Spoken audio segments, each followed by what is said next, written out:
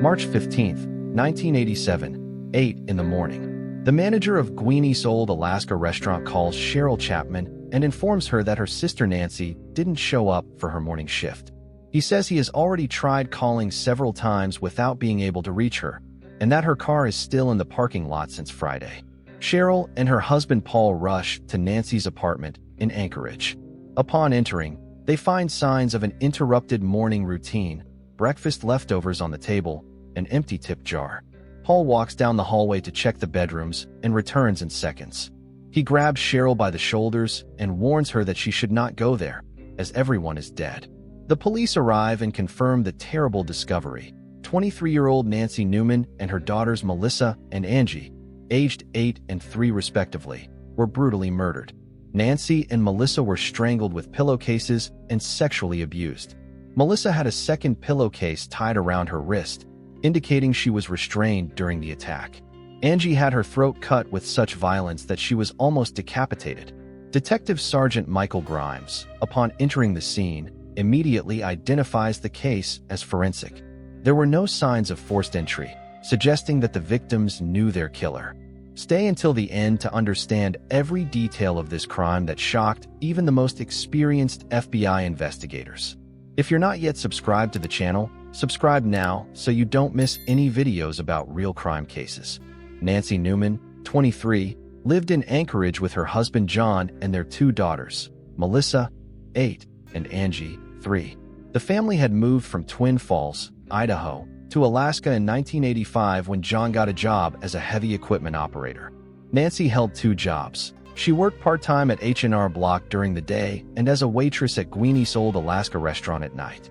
Her colleagues described her as extremely reliable and popular with customers, known for her easy smile and warm personality. John Newman had suffered a workplace accident with a forklift in 1986, leading the state unemployment agency to finance his requalification as a locksmith. At the time of the murders, he had been in California for 2 months for a training program that had begun on January 3, 1987. Nancy's sister, Cheryl Chapman, also lived in Anchorage with her second husband, Paul. The sisters were very close. Cheryl also worked as a waitress at the same restaurant as Nancy since the summer of 1986. The families often took care of each other's children and spent their free time together. The night before the murders, March 13, 1987, Nancy had dinner with Cheryl and Paul at the restaurant while Cheryl's daughter watched the girls. Afterward, they went to Nancy's apartment where they talked for another hour. Nancy left her car in the restaurant parking lot, with Paul promising to take her back the next day. It was the last time they saw Nancy alive. Melissa was described as a dedicated student who enjoyed swimming, while little Angie was a happy and talkative child. The normality of that last family night would make the violence that would follow less than 24 hours later even more shocking. On Sunday morning, March 15th, the phone rang at the Chapman's house. The restaurant manager was worried. Nancy had not shown up for her shift and wasn't answering calls. Her car remained in the parking lot since Friday. With a disturbing premonition, Cheryl and Paul rushed to her sister's apartment and discovered a scene that would change their lives forever. When the first police officer arrived at the Newmans' apartment, he quickly assessed the situation and made a crucial decision that would shape the entire case: preserve the crime scene intact. Even when paramedics arrived, they were prevented from entering, as the victims were clearly lifeless and any disturbance could compromise vital evidence. Officer Jill Gifford, one of the first to arrive, commented that despite being accustomed to working on homicide cases, something of this magnitude was difficult to process even for experienced officers.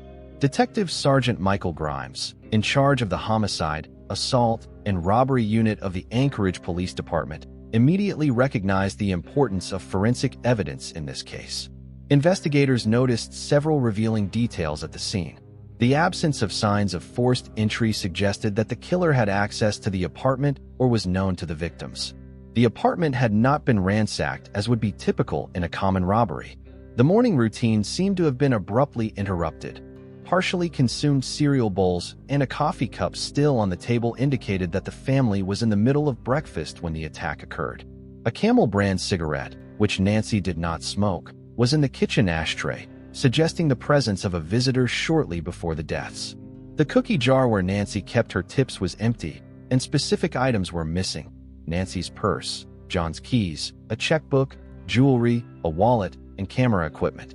Most intriguing was that there was an identical cookie jar in the refrigerator that was untouched, suggesting that the criminal knew exactly where Nancy kept her money, not randomly searching the apartment. The Anchorage police employed meticulous methods to collect evidence.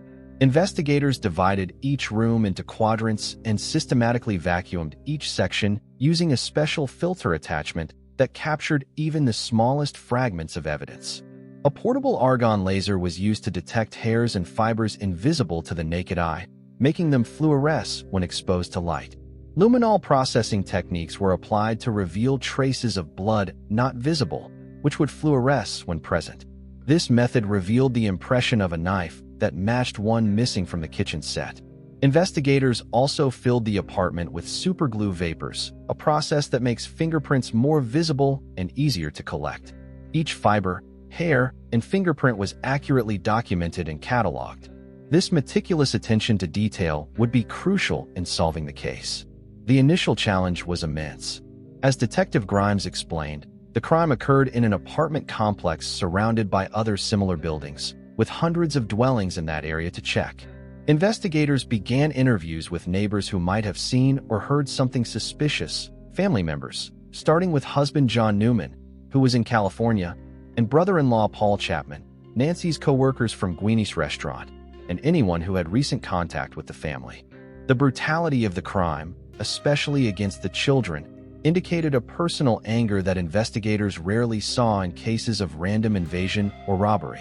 The nature of the attack suggested that the killer knew the victims and had a strong motive. The way Angie, just 3 years old, was attacked with particular savagery, her throat cut several times, indicated a level of anger directed specifically at the youngest child. Given the complexity of the case and the volume of evidence collected, the Anchorage Police Department quickly realized they would need additional assistance. They contacted the FBI, which sent specialists from the Behavioral Science Unit in Quantico, Virginia, and the Crime Laboratory in Washington, D.C. Special Agent Judd Ray, a specialist in creating criminal profiles, was assigned to the case, while hair and fiber specialist Doug Diedrich was put in charge of analyzing the hundreds of samples collected at the scene. While FBI laboratories began processing the physical evidence, Special Agent Judd Ray delved into the psychology behind the crime. For Ray, each element of the scene conveyed valuable information about the killer's mind. "We were looking at actions and acts of individuals after it happened and trying to predict the type of personality," he later explained. "A composite view of what kind of human being could have done this." After thoroughly examining crime scene photographs and police reports, Ray identified revealing patterns. The disorganized nature of the crime pointed to a killer with low self-esteem and deep feelings of social rejection. "You know that he has been rejected by society over the years, and now it's time for him to reject society," Ray observed. The disproportionate amount of violence, particularly against the youngest child, suggested extreme and uncontrolled personal anger. Ray warned the Anchorage detectives that this crime alarmed them so much, 3 victims at once, 2 of them children, that there was a real risk of recidivism. "We need to make something work on this immediately because it seems like this person is out of control," he emphasized, "and there is potential that he will do this again in the very near future." Based on autopsy reports confirming the sexual abuse of Nancy and Melissa, Ray constructed a detailed profile of the suspect. The aggressor would be a white male in his 20s, someone with a history of prior sexual assault, a person with low social and professional performance, someone familiar to the victims, possibly rejected by Nancy, an individual who might seem cooperative with the investigation, even intruding on the case, someone impulsive and uncontrolled, capable of fleeing if they felt increasing pressure. This profile wasn't just theoretical. Each element was based on behavioral patterns observed in previous cases and the specificities of this crime. Ray was particularly intrigued by the anger directed at little Angie. Unlike the other victims who were strangled, Angie had her throat cut multiple times with a violence that suggested personal hatred. This indicated that the killer probably knew the child and had some specific resentment against her. Anchorage investigators, following the guidelines of the behavioral profile, began to narrow the circle of suspects. Initially, they considered a young man who had recently moved to an apartment near the Newmans. However, neighbors and friends confirmed that he had never met Nancy or her daughters, contradicting a crucial element of Ray's profile: familiarity with the victims. Ray's insistence that the killer personally knew the victims led investigators to reconsider their family connections. It was at this moment that a name repeatedly emerged in conversations: Kirby Anthony, John Newman's 23-year-old nephew. Kirby had recently stayed at the Newmans' apartment and, according to reports, Nancy had asked him to move out shortly before the murders. Ray's behavioral profile proved to be extraordinarily accurate. As investigators learned more about Kirby Anthony, each element of the profile began to fit with disturbing precision. Ray's work not only helped direct the investigation but would eventually become a landmark in forensic history. This would be the first case in which testimony from an FBI profiler would be accepted in an American court. While the behavioral profile drawn by Judd Ray pointed to someone close to the Newman family, investigators began to meticulously examine John Newman's nephew, Kirby Anthony. Born on December 23, 1963 in Twin Falls, Idaho, Kirby was 23 years old and carried a temperament that his friends described as irrational and unstable. Kirby had arrived in Anchorage approximately a year and a half before the murders, accompanied by his girlfriend Debbie. The couple initially had nowhere to stay, so John and Nancy Newman, demonstrating family hospitality, temporarily offered their home. This decision, made out of compassion, would end up being fateful. In December 1986, Kirby and Debbie got jobs on a fish factory ship called Arctic Enterprise. These fish processing ships often spend weeks or months at sea, with crews working long shifts. Before departing, the couple began to dispose of their belongings. It was during this period that Nancy, without her husband's knowledge, lent Kirby $500, money she only mentioned to his mother, Peggy Anthony, who was John's sister. Life on the ship took an unexpected turn for the couple. Debbie, tired of Kirby's constant violence, took advantage of the presence of other workers as protection to end the relationship. Throughout the time we were together, Kirby had a violent temper, and I was constantly in fear for my life, she would later declare. The situation worsened when Debbie began to relate to another ship worker, Doug Anderson. Kirby's behavior deteriorated rapidly. His anger was so intense that he commented to another crew member that he wanted to kill Doug. The emotional instability resulted in his dismissal, being forced to leave the ship on February 13, 1987. From that point, he took a plane back to Anchorage and went directly by taxi to the Newmans' apartment. When he arrived, no one was home. Kirby waited in the taxi until Nancy and Cheryl appeared, then approached his aunt with a story about breaking up with Debbie, saying he couldn't stay on the same ship as her. Nancy, reluctantly, allowed him to stay, but when John found out during a phone call from California, he expressed deep dissatisfaction with the arrangement. John had a negative feeling about his nephew, although he didn't know about the legal problems Kirby had faced in Idaho, information that Peggy, Kirby's mother and John's sister, never shared with the couple. Following her husband's instructions, Nancy asked Kirby to move out. He verbally agreed, but his internal reaction was one of fury. He found accommodation with an acquaintance named Dan Grant, but resentment against the Newmans apparently fermented. On March 13th, while Nancy dined with Cheryl and Paul at Guinea's restaurant, Kirby participated in a cocaine-fueled party at a friend's house, a fact that would be confirmed later and would provide part of his alibi for that night. What happened the next morning, between 7 and noon, when Kirby supposedly visited the Newmans' apartment, would become the center of the criminal investigation. Kirby's movements that Saturday morning, March 14th, became increasingly suspicious as detectives deepened the interrogation. Initially, he claimed to have left the party at 7:05, woken up his roommate for work, and then watched television. He mentioned that he called Nancy that morning, supposedly just to visit her, return borrowed money, and possibly wash some clothes. His account included going to a friend's house around 8:45 to wash clothes, arriving there at 9. However, when questioned, the friend stated that Kirby didn't show up until between 10 and 11, creating a discrepancy of 2 crucial hours in his alibi. Confronted with this inconsistency, Kirby improvised that he had stopped at Burger King for breakfast, sitting in the parking lot. When restaurant employees denied having seen anyone in the parking lot that quiet morning, he changed his story again, claiming he had parked across the street. This pattern of changing stories with convenient gaps and unverifiable alibi began to alarm investigators. As the detective would later observe, it was these little lies that weren't necessary but were thrown at us. Each new interview revealed additional inconsistencies, with Kirby constantly adjusting his narrative to accommodate new questions, a behavior that precisely matched the profile drawn by Judd Ray. This pattern of lies and manipulative behavior was nothing new for Kirby Anthony. As investigators deepened their research into his background, they discovered a dark past that the Newman family was completely unaware of, a history of violence and criminality that dated back to his adolescence in Twin Falls, Idaho. Son of a truck driver named Noah Anthony, known as Tony, and a waitress named Peggy, Kirby was born on December 23, 1963, the youngest of 5 siblings. His childhood was marked by domestic violence. His father, often absent due to work, was brutally violent when at home. Kirby once described an incident in which his mother shot his father in the hip after he beat one of Kirby's brothers for forgetting to feed the family cat. This chaotic and violent environment seems to have shaped his behavior from an early age. At 14, in March 1978, Kirby had his first encounter with the judicial system, being charged with first-degree robbery. He received a suspended sentence and 1 year of probation. Just 3 months after the end of that probation, in June 1979, he was arrested again when one of his brothers was caught stealing gasoline from another car. This incident earned him another 2 years of probation. 8 months later, Kirby escalated to more serious crimes.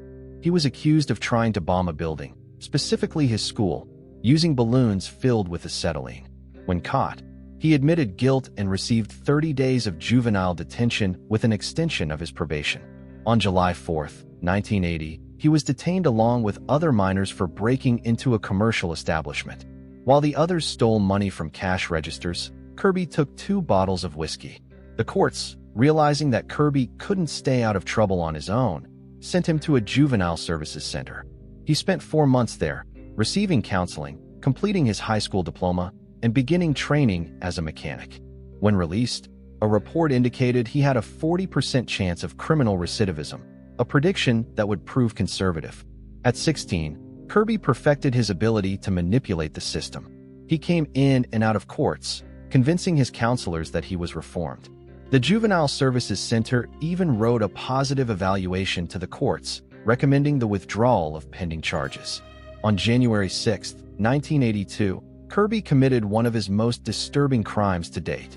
He broke into the home of Thelma Stahl, a lady who lived alone in a wheelchair.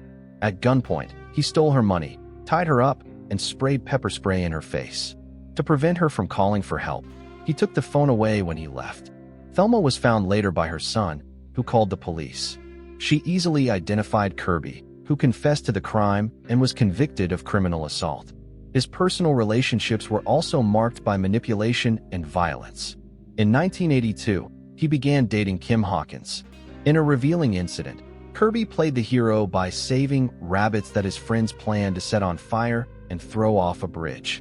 He took Kim home, making her believe he had saved the animals, only to return to the bridge and participate in the cruel act with his friends. When Kim tried to end the relationship, Kirby showed up at her house and began to strangle her. She only escaped because his brother and friends intervened. Even so, Kirby threatened to kill her if she started dating someone else. In the following years, even while dating other women, he continued to stalk Kim, including after she got married. The most serious case, however, occurred on the night of July 27, 1985. Michelle Bethel, a 12-year-old girl, was raped, beaten, and strangled at Canyon Rock Creek on the outskirts of Twin Falls. She was left to die, but was found and taken to the hospital. When police interviewed her the next day, she couldn't remember what happened. Investigators found a pair of sandals near where Michelle was found. These sandals belonged to a man named Sam Berry, who told police he had lent them to Kirby Anthony. Kirby's contradictory explanations about the sandals and refusal to provide the clothes he wore on the night of the crime raised suspicions. Debbie, his girlfriend at the time, knew he had lied about the clothes but said nothing. Kirby promised to cooperate with the investigation, but instead, he fled to Alaska with Debbie. FBI hair and fiber specialist Doug Diedrich faced a monumental task, in analyzing more than 300 items collected at the crime scene. To better understand how hairs transfer between environments, he conducted an experiment in his own home, vacuuming 4 different rooms daily for 2 weeks. This investigation revealed that recently deposited hairs remained in better condition than older ones, a crucial fact, as Nancy had cleaned the apartment on Friday, the day before the murders. When Kirby provided samples for elimination, Diedrich made incriminating discoveries. Pubic hairs identical to Kirby's were found on the victims' bodies and bedding. A pubic hair with a louse egg capsule was identified on the bathroom towel. Facial hairs compatible with his beard were on all 3 victims. When examined, Kirby had an active infestation of pubic lice, an almost unique match. Additionally, investigators found crucial fingerprints. Kirby's left palm on the wall above Melissa's bed, suggesting he leaned on it during the attack. His fingerprints on the empty cookie jar where Nancy kept tips, and on the back of her bedroom door. A detective ingeniously lied to Kirby, saying he had found his hair on the olive green gloves in Nancy's dresser. Instead of denying it, Kirby invented a story about having used them to clean snow off the car, something unlikely since weather records showed that it hadn't snowed significantly that week. Kirby's behavior after the murders also incriminated him. As predicted by Agent Ray, he showed unusual interest in the investigation, frequently calling the police department. A neighbor reported that Kirby tried to sell him John Newman's camera and paid debts with carefully rolled quarters and dimes, exactly how Nancy kept her tips.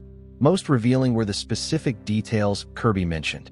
In a nightclub, he told a woman that Nancy had to watch while Melissa was sexually abused.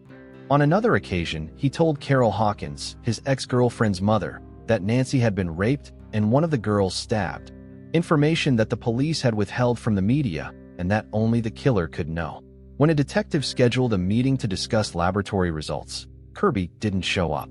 When formally charged with murder, sexual assault, and kidnapping, his reaction was surprising. Instead of protesting against the more serious charges, he exclaimed indignantly, "Was it that kidnapping shit?" referring to the fact that Melissa had been tied up during the attack. Feeling the noose tightening, Kirby made a desperate move. He told his roommate Dan Grant that he was leaving town and asked him not to tell the police. Grant took 7 hours to alert authorities, enough time for Kirby to advance significantly toward the Canadian border. Anchorage police quickly contacted the Border Patrol, and when Kirby tried to cross, he was prevented due to his suspended license. Not knowing that the police were already alerted, he returned to the American side, where he was finally detained. The trial began in April 1988, with the prosecution presenting forensic evidence and pioneering testimony from profiler Judd Ray. The first time that testimony from a behavioral profiling expert was accepted in an American court. Debbie, Kirby's ex-girlfriend, provided devastating testimony about his violent behavior and tendency to lie compulsively. Against his lawyer's advice, Kirby testified in his own defense, a disastrous decision that exposed his inconsistencies when confronted with previous recordings. A crucial moment occurred when the prosecutor read prison letters where Kirby meticulously analyzed the timing of the crime and expressed hatred for John Newman, who had just lost his wife and daughters. In June 1988, the jury found him guilty of all charges. The judge handed down a historic sentence: 99 years for each consecutive murder, 30 years for each sexual assault, and 99 years for kidnapping, totaling 357 years in prison. Kirby Anthony was marked as one of the most brutal criminals in Alaska's history. If you were impacted by this story, don't forget to subscribe to our channel for more criminal cases analyzed in depth. Share your thoughts in the comments below and activate notifications to be alerted about our upcoming videos. Your support is fundamental for us to continue bringing quality content about cases that have marked criminal history. Thank you for watching, and see you in the next case.